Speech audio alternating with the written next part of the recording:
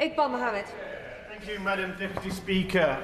If you indulge me, as a lifelong Liverpool supporter, I would like to congratulate Liverpool and Arne Slot for winning the Premier League, and Arne in his first season as manager. Now, this is my first season in Parliament, and I hope to follow in his footsteps, but I don't know what the parliamentary equivalent of winning the Premier League is. So, Madam Deputy Speaker, I welcome this bill. I welcome this bill and commend the Government and the Secretary of State for standing up to the opposition to it from the Tories and from the football industry. I noted the recent comment from one of the Chelsea owners that he felt it was hard to appreciate the need for a regulator.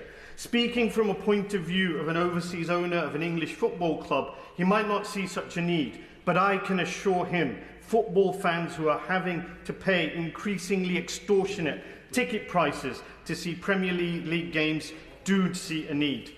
Two of my nephews were lucky enough to see Liverpool win the Premiership yesterday, but they had to pay over £50 for the privilege. And Liverpool is a club more sensitive to fan pressure on ticket prices than most. The fact is, the price of attending Premier League games is beyond the means of most fans, even more so if they want to share that experience with family members.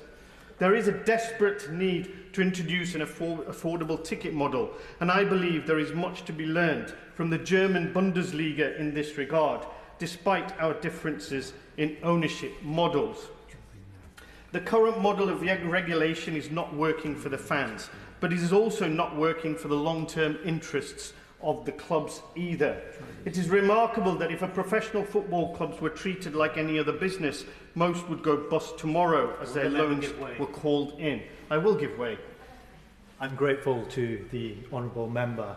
I agree wholeheartedly with all that he has got to say, but will the member join me in congratulating Blackburn Rovers for their outstanding community work, especially in the work they do to support young boys and girls from all backgrounds in football. Their commitment to inclusivity and development at the grassroots levels is truly commendable. I thank the honourable friend for his intervention, and I completely agree with his comments and pay tribute to the work of Blackburn Rovers in their community. We are all probably aware of the Everton and Manchester United examples, both up to their ears in debt while either building or planning to build stadiums that cost between £750 and £1 billion. But even if you look lower down the leagues, the sums are still eye-watering. York City lost £235 million last season. Salford City lost £5.3 million and Stockport County lost £7 million. It is difficult to see how at some stage, without regulation, more and more clubs will simply go to the wall. This financial precarity in football is such that it leaves them open to bad actors seizing on their financial vulnerabilities to offer a route to potential success. I am, of course, referring to the pernicious practice of dirty money and sports washing by dubious owners who see club ownership as PR vehicles to airbrush their misdeeds and human rights abuses, to reconstruct their reputations and exert geopolitical influences.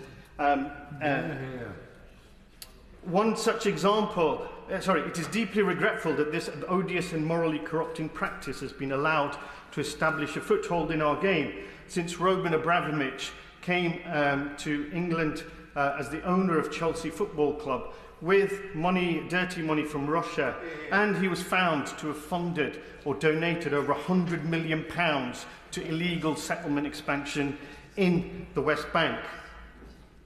The other issue that I want to raise is around agent fees. So in the year 2022 to 2023, over £408 million was paid by the Premier League clubs to agents and facilitators.